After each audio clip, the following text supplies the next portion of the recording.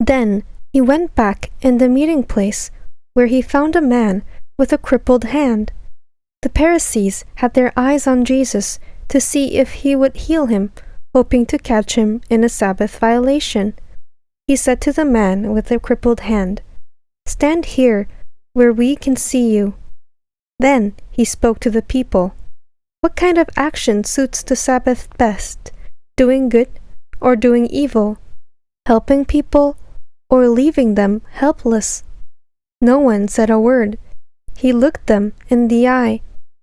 One after another, angry now, furious at their hard-nosed religion, he said to the man, "Hold out your hand." He held it out. It was as good as new. The Pharisees got out as fast as they could, sputtering about how they would join forces with Herod's followers and ruin him. Jesus went off with his disciples to the sea to get away, but a huge crowd from Galilee trailed after them, also from Judea, Jerusalem, Idumea, across the Jordan, and around Tyre and Sidon. Swarms of people who had heard the reports and had come to see for themselves.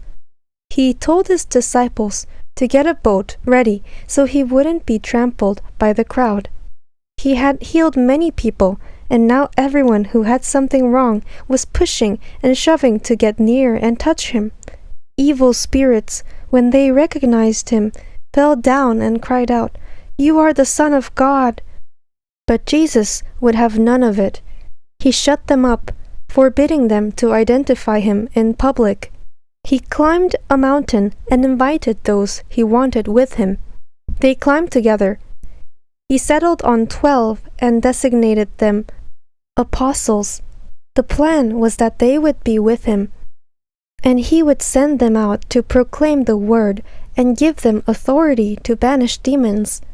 These are the 12. Simon. Jesus later named him Peter, meaning rock. James, son of Zebedee.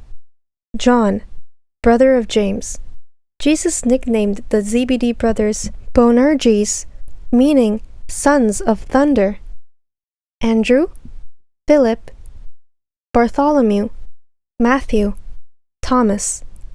James, son of Alphaeus, Thaddeus, Simon the Canaanite, Judas Iscariot, who betrayed him. Jesus came home, and, as usual, a crowd gathered. So many, making demands on him that there wasn't even time to eat. His friends heard what was going on and went to rescue him, by force if necessary. They suspected he was believing his own press.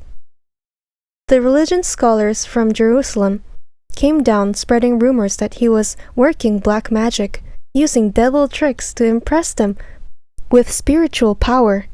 Jesus confronted their slander with a story. Does it make sense to send a devil to catch a devil? To use Satan to get rid of Satan? A constantly squabbling family disintegrates. If Satan were fighting Satan, there soon wouldn't be any Satan left. Do you think it's possible, in broad daylight, to enter the house of an awake, able-bodied man and walk off with his possessions unless you tie him up first? Tie him up, though, and you can clean him out. Listen to this carefully. I'm warning you. There's nothing done or said that can't be forgiven. But if you persist in your slanders against God's Holy Spirit, you are repudiating the very one who forgives, sawing off the branch on which you are sitting, serving by your own perversity all connection with the one who forgives. He gave this warning because they were accusing him of being in league with evil. Just then, his mother and brothers showed up.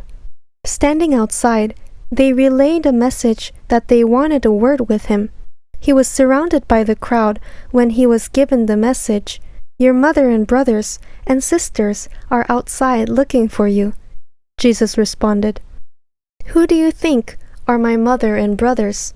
Looking around, taking in everyone seated around him, he said, "Right here right in front of you, my mother and my brothers. Obedience is thicker than blood. The person who obeys God's will is my brother and sister and mother.